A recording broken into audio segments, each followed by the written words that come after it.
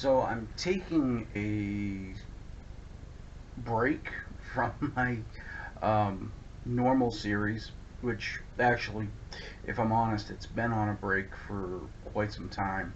I've been trying to do videos to um, put out there and show what revitalization looks like in a church that's going through it. And originally, the plan was to begin it.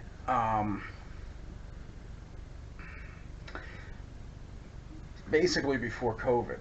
And of course, COVID happened, and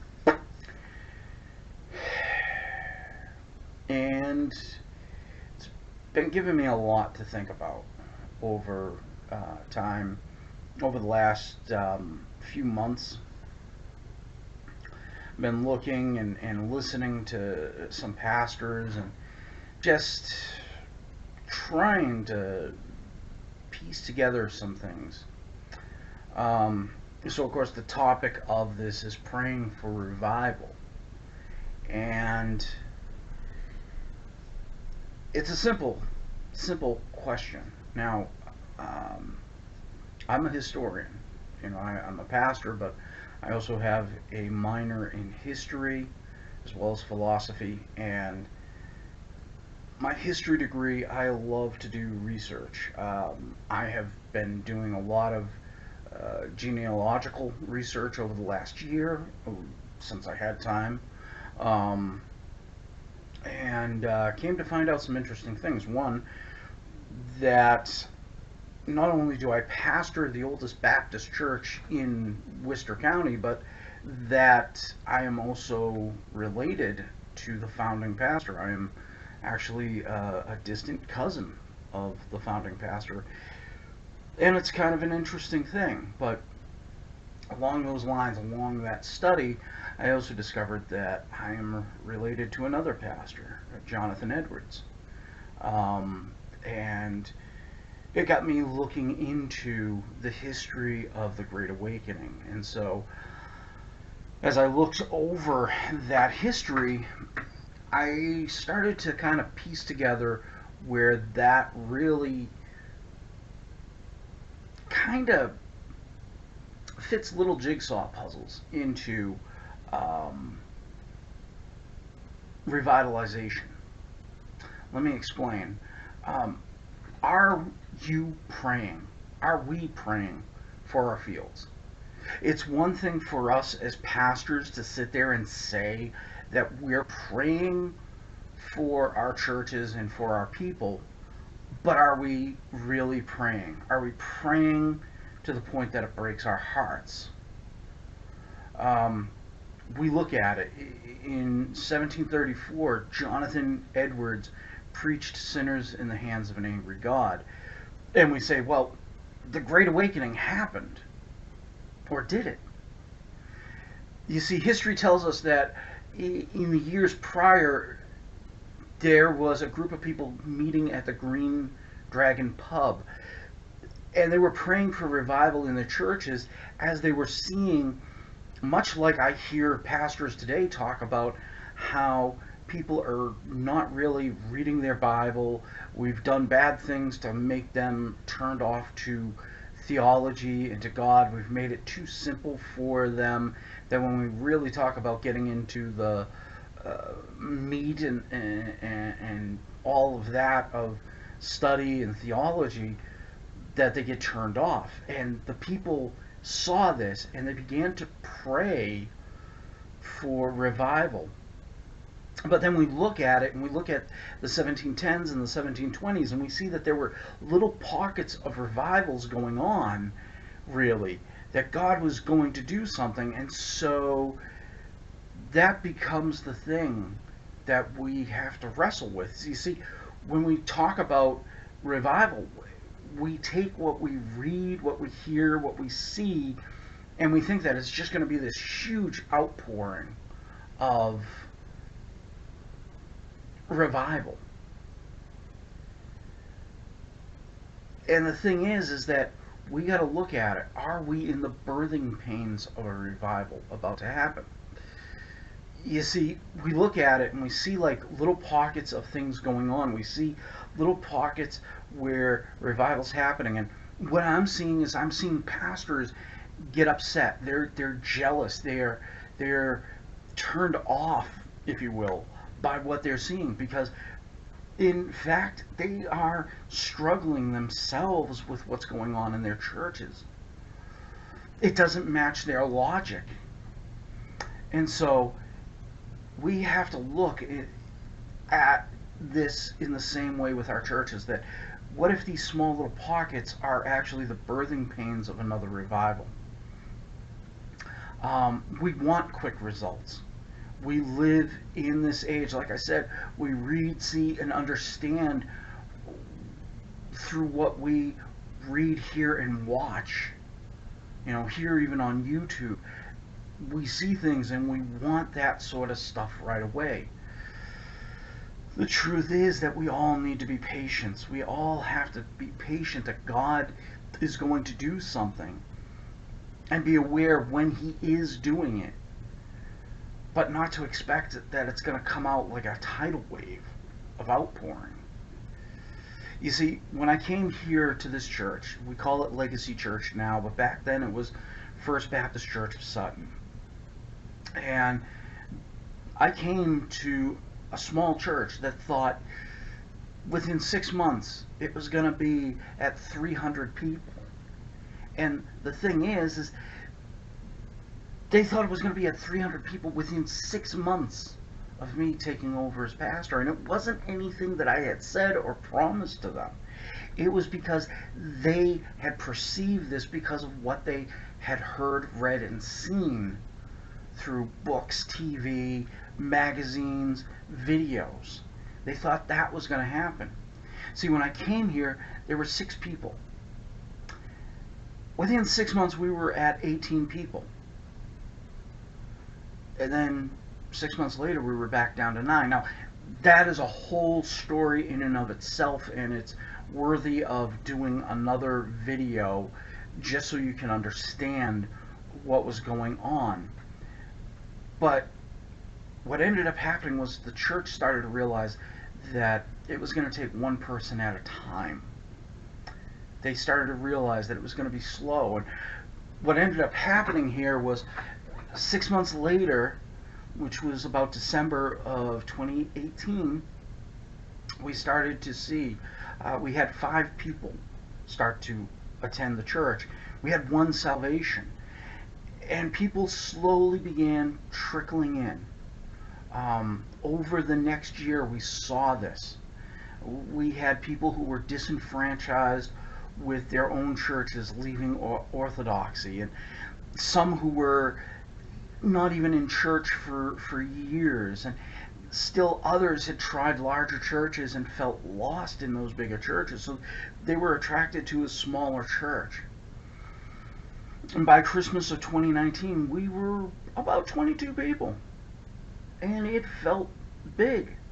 We had 2 salvations, we had 3 baptisms, and we felt that God was about to do something in the next year. And I can remember my wife and my elder and I, we would meet and have these little meetings and just pray, and we felt that God was going to double the number within the next year. And we were holding out hope, and of course the next year was 2020. But let me start and say this, that 2020 started out really good. We, before the shutdown, in just that short couple of months, we had already had 7 new people begin attending the church and coming back on a regular basis. We were excited by what we were seeing. We felt that God was about ready to do something. And we were praying. We were praying for revival. We were praying for God to just pour out Himself into our church. But then, of course, March happens. A year ago, actually, almost. This is March 2021. And we didn't know what was going to happen. It was scary. I had left a a lot of things behind to become pastor here. My wife and I had housing assistance, and we had moved to an area where there was no housing assistance, so we couldn't take the voucher with us. We're living in 2 classrooms in the basement of our church, and things were scary. We didn't know. I was working part-time as a substitute teacher, and all of that was taken away, and I didn't know what was going to happen.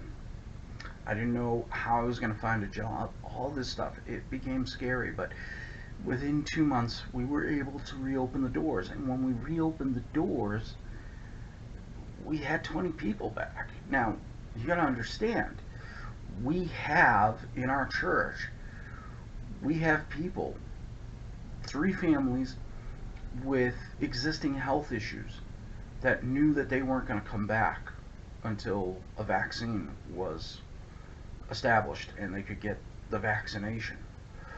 We have several nurses, 8 nurses total, working, or not working, but attending the church. So we had a lot of stuff going on. We had things where we didn't know what was going to happen, how God was going to do stuff, but it was amazing that we had 20 people, because we had people who were coming who their churches weren't open and they were looking for fellowship. See, the key here is that a number of the people at this church were already praying for revival leading up to the shutdown. And while we were surprised to see that 20 people coming with all the stay-at-home people, God was sending out and fulfilling his promise that he seemingly laid out in our hearts, seemingly had let us know through the prayers that we were having. But let me kind of lead you up on this. See, here's the thing. Leading up to the shutdown, I was planning a night of prayer for pastors to come out and pray for revival in their churches. That was something that God had laid out on my heart, that pastors need to be praying for revival in their churches. Revival is, not going to happen in America first, like people say, let's pray for revival in the nation and the world. But that's not going to happen unless we have revival first in our churches. So God had laid that out on me. The other thing he had laid out was we were trying to reconnect with churches that we had lost communication and connection with previous leadership. And we were looking to connect with the men of the church, because we know that a key to rebuilding up a church is when you have the men able to connect with men in the church. And some ways that even happens is when you're connecting them with men from another church, which kind of is that iron sharpens iron, and they see and hear the stuff that's going on, and they want to bring that over into their own churches. And so we were planning on having a men's dinner, and we were trying to connect within that way to our community. And it was tough. All that had to be put aside. But here's the one thing we did do. We prayed. We were praying once a week, Thursday nights. Began with 2 men, me and my elder. We began praying. And you know what? That prayer group has really grown. Thursday nights now is our prayer night. We take this Thursday night, and right now we have almost our whole church. We began with 2 men and calling it the men's prayer night. Then the women started to see what was going on as some of the men started trickling in, and soon we had 2 groups going. We had a men's group and a women's group praying. Now we still come together once every couple of months, and we do a united prayer night on those nights. But what ends up happening is we have the men meeting in our meeting room, and the women are meeting in the fellowship hall, and we are praying for our communities, our church, our people, just in different ways. But we're also praying for revival. And that's the whole thing. What began with two men has now almost been the whole church coming out for this prayer revival. And sometimes we put the emphasis on studying the Bible, but are we really putting an emphasis on prayer within our churches? By the end of 2020, we realized, as we sat down and we looked over who had attended for certain periods of time, we said if they attended for more than 4.5 months, we were going to consider them as part of the number. And when we looked at our numbers, even though we had 8 people that had left, we had reached 40 people. So we were pretty much double where we were a year ago. And while 8 people had left, we had actually, out of that 8 people that had left, a family of 5 had actually moved away. So that wasn't like a big leave. And then the rest of the people that left for various reasons, whether it was their church had reopened, or that they felt that the church, theology here was not where they were at. But we looked at it and we said, okay, God is still going to grow us. He was faithful to us. So here's the thing, we're still praying for revival. We've had a whole bunch of new visitors and people reaching out looking for a church home since the beginning of 2021. In fact, we're still seeing that. We're still seeing people come. Just the other day at church, we still had visitors coming in. And one guy saying that he's driven by the church and he's seen that it looked open, but he wasn't sure, and he wasn't, there's all those questions that he has. And he came out and he tried us and he liked us. And that's the thing that we have to do. We have to continue to grow in these ways. But we've seen it. We've seen people coming out. We've had about 7 people start to attend the church. And yeah, we still have people stay at home. I mean, I'm looking forward to the day when we can have everybody in that sanctuary, and believe me, it's we've got the social distancing going on, and it's gonna really pull for us, how we're gonna do this. But here's the thing to understand is that we're trusting God. We've already begun to look and continue to pray. We're still praying for revival, even as we're getting the visitors and the people looking. And yeah, we've got a couple of people who are, seeking. They're trying to understand who God is, and they've got questions, and we sit there and we answer their questions, and we're praying that they make the decision for Christ. But at the same time, we're still praying for our community.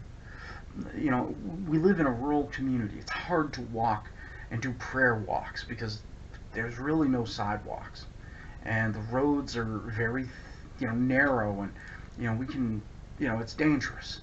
So we've gotten creative. We do prayer drives.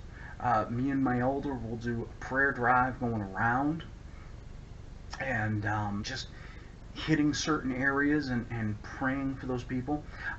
We also, my wife and I also do prayer drives. In fact, last night we went out and we drove around and we did a prayer drive, praying for the people of the community. We've begun to think about outreaches as we see that these vaccinations are happening, and that schools are already talking about reopening and all sorts of things. While some of the normal Christmas activities in our town have been already canceled for the year for various reasons, we're looking at how we can reach out to the people who are going to be looking for something to fill that niche. And so we've begun praying and kind of thinking of what we might do to do that. Um, but here's the thing. We've also begun to pray for the churches that we know are struggling. My elder and I meet on Tuesdays, Tuesday afternoons after I'm done with the school, and I get out and um, we meet and we pray for over 2 dozen churches that we know where the pastors are struggling, and even some of those pastors are thinking of throwing in the towel right now.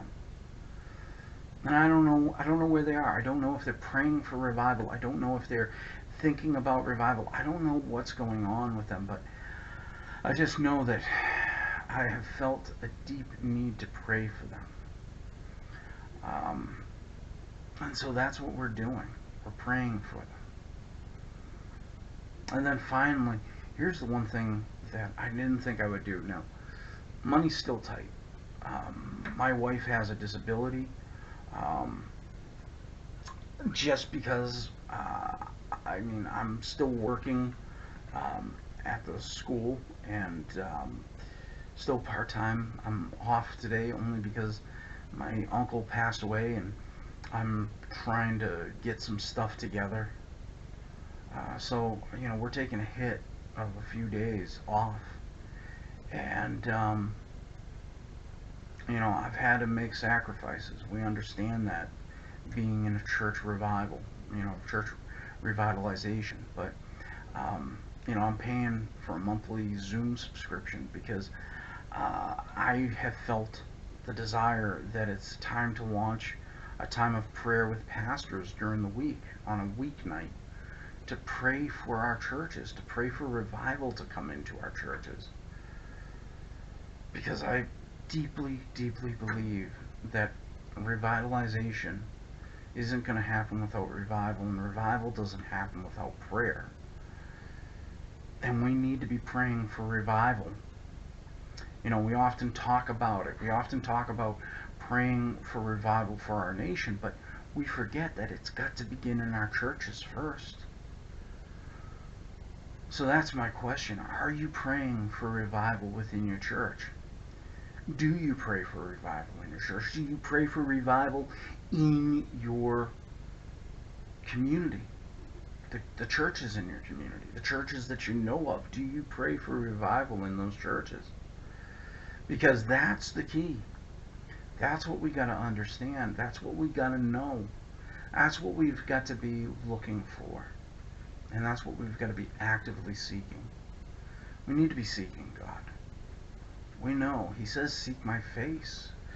But we need to be humbly going before Him. We need to be humbly on our knees praying, and praying for our churches first. So that's the thing. If you're interested in connecting with the Zoom prayer, message me or comment on the video and let me know, and we'll start to get that planned. So that's all for now. God bless. I'll see you later.